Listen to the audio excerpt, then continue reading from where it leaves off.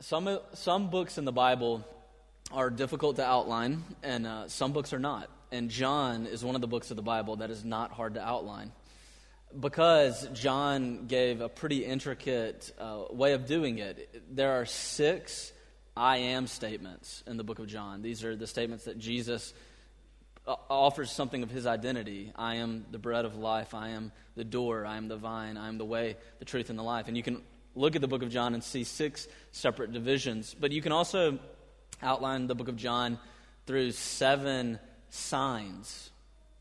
So there are 6 I am statements, and there are 7 what John calls signs. And we just read the first one. And John says it in verse 11, that this was the first sign that Jesus ever performed. And for John, all he means by sign is miracle.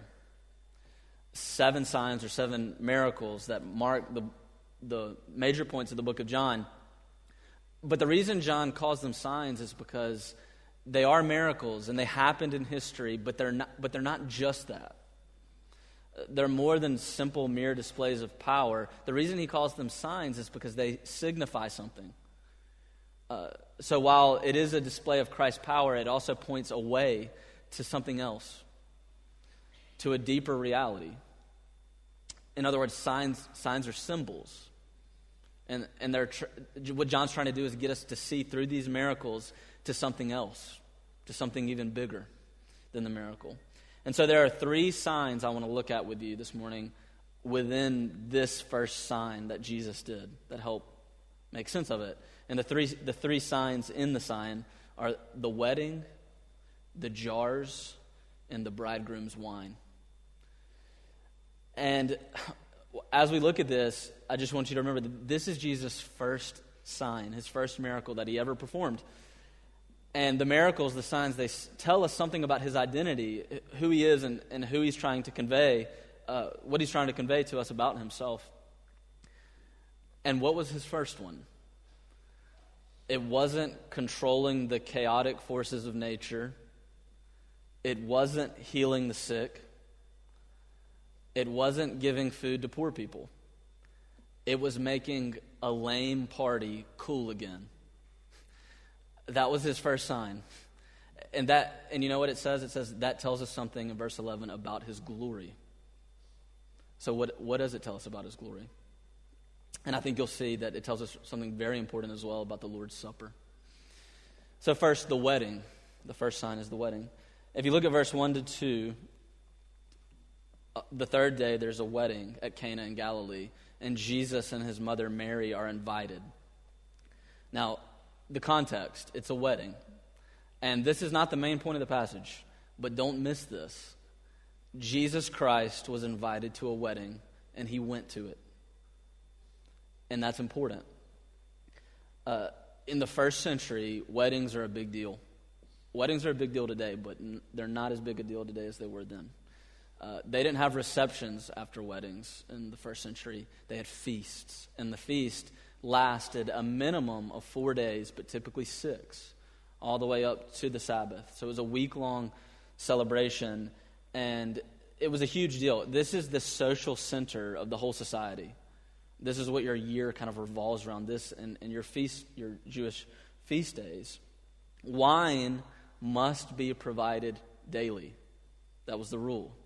It was intricate, it was elaborate, it was important, it was serious. And this is a community that's built on a culture of honor and shame, and it's very different from our modern individualistic culture. And so it's hard to kind of grasp how important this was for your honor for the rest of your life as a bride and groom, throwing an appropriate feast. It was a big deal. And if you were invited to the party, you would typically spend the whole week with the family. And that's more than likely what Jesus did. That would have been the custom. Jesus goes to this party for a week with his mother and his friends. And you know what that means? D.A. Carson, one commentator on this passage, puts it this way, and just listen carefully. The fact that Jesus' first miracle takes place at a wedding and that he prevents serious social embarrassment to the groom, and we'll come to that, means that Jesus is far removed from the monastic asceticism of hermitic communities. Translation: Jesus went to a wedding and he was not a social killjoy. And that's important. It's not as if Jesus walked into the room at this wedding, at this feast, and all of a sudden the band stopped and people put their drinks down and slowly walked away. Okay, that's what happens to ministers typically when they go to places. But that's not what happened to Jesus. He's a human. He's human. And he had fun. And he laughed. And he was a man of sorrows and deep joy. And he enjoyed people. And humans enjoy wedding parties. And friends and good food and feasts. And he enjoyed the wine. And you know how we know that? Because he made 120 gallons of it at the end of this miracle. He's human. And he is God. And God invented the feast. Parties exist because God made them. He created them. And so Christians, like every other human being that's made in the image of God, has a deep desire for the feast. For the feast. It's built into who we are. And it's important to know that Jesus had that desire. He loved being there. Verse 3 to 4. This is something of the situation in verse 3 to 4. The situation is this. It's venturing on public shame for the bride and the groom. If you look down at verse 3 and 4, the wine runs out, and the mother of Jesus says to him, "They don't have any wine." And he said to her, "Woman, what does this have to do with me? My hour has not yet come." Now we'll come back to the really puzzling statement that Jesus makes there in just a minute. But the important thing to see here is what Mary says. They've run out of wine. And what you should hear when she says that is the groom is about to be publicly shamed for this. He is going to lose all honor in our culture. That's what she's saying. And there's evidence now that in intertestamental texts, these are typically Jewish texts that are written between the time of the Old Testament and the New Testament, that you could be sued for running out of wine at your feast. And in some places, there's evidence that you could get a criminal charge for this. Now, this is hard for us to understand, for sure. But in an honor and shame culture, things are very different. And it was your duty. And that duty was required of you, that you not run out of wine. It was a big deal. But there's something more here. There's something more here, and the something more is that you have to understand a little bit about the Old Testament context surrounding the concept of wine and why wine is so important. The story of this wedding is that the wine runs out, but the story of the wine running out is, according to the Old Testament, the story of humanity. And let me just give you 3 texts to show you what I mean. Isaiah 24. In Isaiah 24, God is pronouncing judgment upon the nations, and particularly upon Israel. And it's a very desolate passage. It begins by saying, "The Lord will lay waste upon the earth because of its sins." And then but this is the climax of the description of what it means to be in desolation under the judgment of God. This is what he says, verse 10. "The city has become desolate, and in the streets the people are always crying out for wine. The joyful harp has now become silent." In other words, wine in the Old Testament, and this makes sense, is the drink of joy. It's the festal drink. It's the drink of the feast. It's the drink of joy. In the absence of wine, at numerous places, I could give you passage after passage, when wine goes down to the dregs, it's humanity's plight. It's absence from God symbolically. And it ultimately points to death. The absence of wine at the feast. Genesis 14, the reverse happens. Abraham defeats his enemies right after the covenant has been made. And he goes and he conquers his enemies. And Melchizedek, the priest king of Jerusalem, comes out to him and only brings him 2 gifts: the bread and the wine. Why? Because of his victories. Because bread and wine are the symbols of the feast. They're the ultimate symbols of joy in the Old Testament, the symbols of the feast. Thirdly and finally, Psalm 104. Psalm 104 is a description of the world in its created perfections as God created it. And it says that God gave 3 gifts to human beings in Psalm 104. And this is what the text says. God brought forth first wine to gladden the human heart, oil to make the human face shine, and bread that sustains the human heart. The 3 gifts of joy, feasting, peace, God's presence. These are all part of the concept of wine. And so what that means is that wine runs out at this wedding.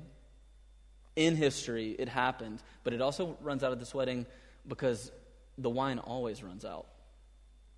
The wine always runs out for human beings. In other words, we humans chase after ultimate festal joy in this life, and we can never quite capture it. We are people who want the next thing in life, and we want the next thing to bring us that final bit of happiness, and it always is coming short. It's always coming short. We talked about this 2 weeks ago in the book of Proverbs. Proverbs 14, happiness always becomes sorrow. Because every feast has to end. Every feast has to end. Why? Because in the order of sin and guilt and death, these feasts are shadows of a wine and bread that will never cease.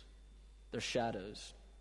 And so for that reason, we have to look at the jars. Point 2, the importance of the jars. The second sign within this sign. So to get what's happening here, you have to come back to Mary's interaction with Jesus. Mary tells the servants, she says to Jesus, they've run out of wine. And then Jesus says, what does that have to do with me? And she turns to the servants and says, just do whatever he tells you to do. Now, it's probably the case that Mary did not understand exactly what Jesus was saying to her at that moment. And so it's a pretty good rule to follow what she did there. She just says, I don't know, just do whatever he tells you to do, which is a pretty good rule for us because you probably read the gospel sometimes and have no idea what he's talking about. Just do whatever he tells you to do. That was Mary's rule, and it's a good rule to follow.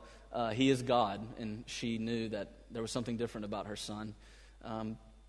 In verse 6, Jesus decides to act, and he decides to rescue the bride and the groom from their shame. He decides to rescue them. And the question is, how does he do it? And he does it by telling the servants to fill up 6 jars, stone jars, with water, and that these are the jars of the purification rite. So what's going on here?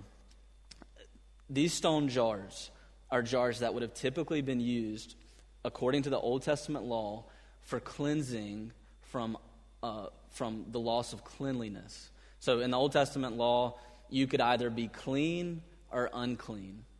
And these are symbolic. You can be symbolically clean, symbolically unclean. And what that means is, if you're unclean, you cannot enter into the temple, into the presence of God. It's a place of purity. And so if you symbolically become impure through all sorts of things, then you have to be cleansed. And there are all sorts of ways to be cleansed, but these jars were one of the parts of that process. You fill them with water, you wash off with them, and it is a symbol of being washed of your impurities, of becoming clean again. And that's what they would have always been used for. And they would have been at this wedding because typically at a wedding, they would have washed things like the utensils and the cups and all that kind of thing to make sure that they were clean, that they were ceremonially clean, so that when it came time for the Sabbath day, people could enter the synagogues and the temple. And so that's what they're used for. Jesus says, fill these things up with water. And in verse 8, when the master of the feast, he's like the master of ceremonies or the head waiter, taste it, it has now become wine. It is no longer ceremonial cleansing water. It has now become wine. Now, there are two levels at play with what this means. At level one, the most basic historical fact of this miracle, in this very moment, this miracle is one of deep compassion. In other words, the head waiter, the master of ceremonies, at the end of the passage, he goes to the groom and he says, normally people serve all the good wine at the beginning of the feast. And then when everybody's drunk a bit too much, they bring out the poor wine because it's cheap. But you have not done that. You have brought out the choicest of wine at the end.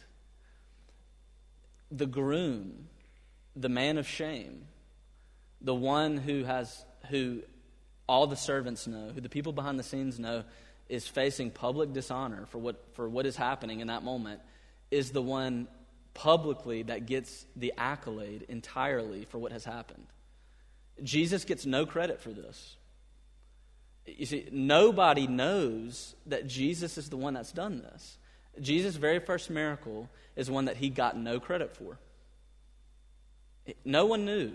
Everybody thought it was the groom. The groom did it. The man of shame status was instantly reversed into public honor, and he didn't do anything. He didn't work a bit for it. Jesus had done it all. And you know what that means? That means at the most basic level, simply, Jesus is meek and he's mild. He does not seek attention for himself. Only a handful of servants know the truth, the 6 people that filled up the jars. That's it. There's no public notice. Why? Because he cared for the bride and groom. Because he loved them. That's all. He loved them. They were his friends. And so at the basic level, this is simply a miracle of deep compassion for people that he came to love on during the wedding. But there's another level, a deeper level, the sign signifying a broader reality. There's more going on here. Why does he use the ceremonial purification jars? For centuries, these jars had been used to hold water. Not wine, just water, never wine. And that water was used to be washed ceremonially from your sins. The water was an agent of cleansing. That was the ceremony. It was temporary. Now, the carpenter from Nazareth is saying this: the law gave you water to ceremonially wash away your impurities for a moment. I'm bringing something better. Not just water, but the drink of festal joy. The drink of wine. The drink of the feast. The feast has come. See, that's what he's saying. Jesus is declaring these are no longer ceremonial washing jars. Why? Because the true feast is at your doorstep. It's not a time for water anymore. The wine maker has come, and it's time to drink wine. The feast is upon you. You see? So that brings us third and finally to ask this question. What does the wine mean? What does the wine signify? The third sign is the bridegroom and his wine. What is the wine all about? And once more, to get this, you have to go back to Mary's interaction with Jesus to understand the full picture of what's happening in this passage. When she comes to him and says they don't have any wine, his response, first word, woman. And this has been, let me just say, a text of contention historically, and especially in the 20th century, because many have come to this and said, he seems to be rude here in the way he speaks to his mother.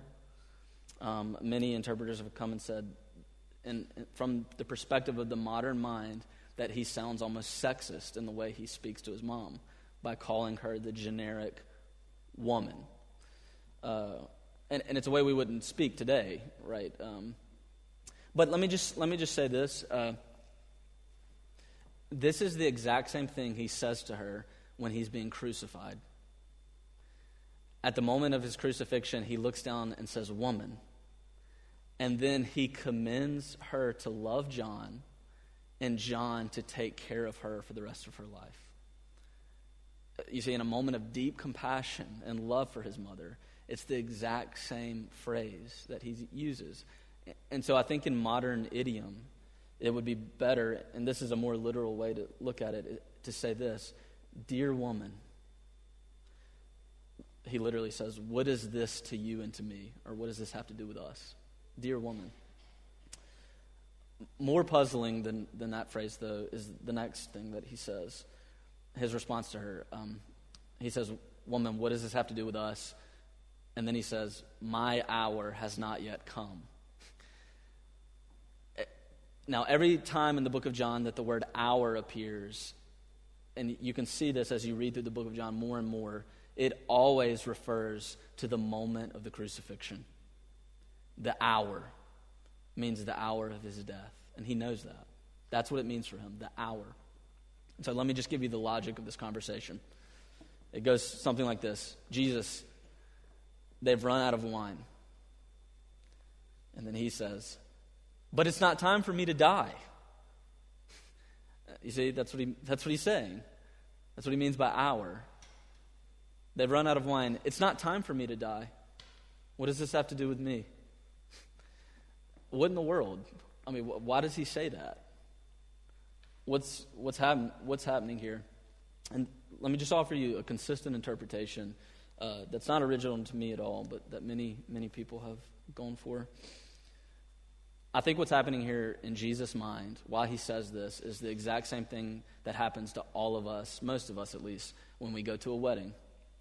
When we go to weddings, we think about our own weddings. When you go to a wedding, you can't help but think about your own wedding. Either you think about your wedding that might happen in the future, and you ladies, you look at the flowers, you look at the dress, you look at the tables that have been set out, and everything. You look at the details, and you ponder, what would I do? What will I do? Or what did I do if you're married? Or what might I do if I get married someday? And the men do it too, believe it or not, even if they don't want to say. They do it too.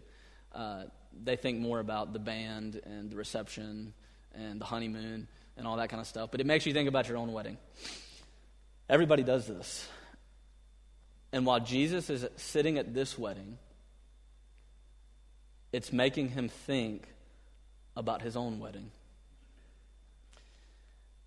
The wine is running out at this wedding, and that makes him think of the wine running out at his own wedding. You see? And you say, Jesus was never married.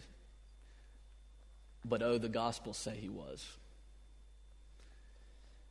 In Matthew chapter 9, John the Baptist's followers and the Pharisees come to Jesus, and they say, "Why is it that we fast and we look weak and we're starving, and your disciples and you don't fast?"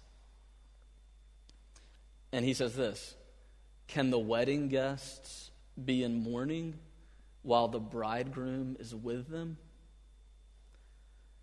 And what he's saying in that moment is, metaphorically, I see my whole life as a wedding, working up to a wedding. I am the bridegroom, and I've come to this earth to get married. That's what he's saying in that moment. My life is working up to a wedding feast. And this is the very beginning of his ministry. And Edmund Clowney, one commentator, puts it like this: in Jesus' mind at this point, at the beginning of his ministry, he is starting to sip the cup of wine that is sorrow and bitter, so that his wedding guest can one day drink from the festal cup of joy.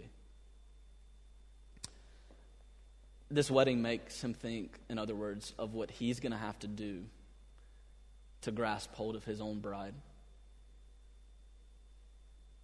What must he do to get his bride? He must drink wine, he must drip wine, and he must give wine. In the Garden of Gethsemane, he knew the cross was coming. He knew it was right before him. and he was sweating, and he was dripping blood from his pores. And what did he pray to his Father? Let this cup pass from me. And in the first century, you do not drink wine in a glass. You do something that we would not do today. You drink wine in a cup, in a wooden cup. And so what he prays before his Father, metaphorically, figuratively, is let this particular cup of wine, the bitter cup, pass from me. It's the cup of wrath. He's saying, I don't want to drink it. It's bitter. And because he knew he was about to drink from that cup, only moments before this, he could sit at a table, at a feast, with his friends and offer them a different cup. Not the cup of wrath, not the bitter cup of wine, but the wine of festal joy. The cup where he said, this is my blood for you. The sweet wine, the choice wine. And so, at this wedding, at the very beginning of his ministry, his mind goes to the cup of wrath that he's going to have to drink, the hour, so that the wedding guests can one day drink from the festal wine of blessing, his bride. The blood of the covenant, it had to drip from his veins, the wine of the covenant on the cross. It's the only ticket to an ultimate wedding feast. It's the only way. It's the point of the wine that we're going to drink today. Now, let me just ask in closing, why did he do it? Why did he do it? And one way to get at why he did this, while he's sitting at this feast, and instead of being happy, he immediately becomes sorrowful, thinking about the own cup of wrath he's going to have to drink. Why did he do it? And one way to think about it is to take your mind back to the wedding that you've been to, or maybe your wedding. When you go to a wedding and the back doors open and it's time for the bride to walk down the aisle, there's only one place that everybody in the room is looking. And that's at her, right? You stand up, you turn, you look at her. And no matter what she's looked like in the past, no matter the blemishes or whatever, today she is wearing the white robe, the white gown of righteousness. That's why we wear white. And she is as beautiful as she'll ever be, right? In that moment, walking down the aisle. But the happiest face, the most joyful face in the room, where is it? And it's the man, the groom, standing up at the front, looking at her. And that's a great place to look at a wedding. Don't look at her, look at the groom's face. He's the most joyful man in the room. Why? Because his bride is coming, and he would do anything for her, to get her in that moment. And so Hebrews 2 puts it this way about our groom: for the joy that was set before him, looking down the aisle at his bride walking towards him, he endured the cross. He despised the shame. He dripped the blood of the covenant from his very veins, you see. For us, for you. So, the end of the world, did you know that the end of the world, the end of all of history, will be a wedding feast? The marriage supper of the Lamb in Revelation 19 and 21. The beginning of the new heavens and the new earth. It's the feast of bread and wine. That is the culmination and climax of all of history. And that means that Jesus Christ is better than the groom in this passage. He's better than the master of the ceremonies in this passage. He's more. He's the ultimate bridegroom. He is the Lord of the feast. He's the Lord of the feast. And the Lord's Supper that we're about to celebrate is a feast. It certainly looks back and remembers the cross and Jesus' death. Yes. But Jesus is not dead. Jesus is not dead. And that's important for remembering when we come to the Lord's table. He's not dead. And we don't simply come today to participate in a funeral, but to look through the death of Christ to the resurrection and to the coming festal joy of the new heavens and the new earth. And that means that the Lord's Supper is primarily celebratory because Jesus isn't dead. He's alive. He drank the bitter wine of the wrath of God so that we could drink the festal wine of joy and gladness and hope. And that's what we're going to do this morning, right now. Let's pray. Father, we thank you for the gospel, for the covenant wine, the blood that dripped from Jesus' veins for us, for the promise of drinking and eating with him one day in a place without tears. We give thanks in the name of Christ. Amen.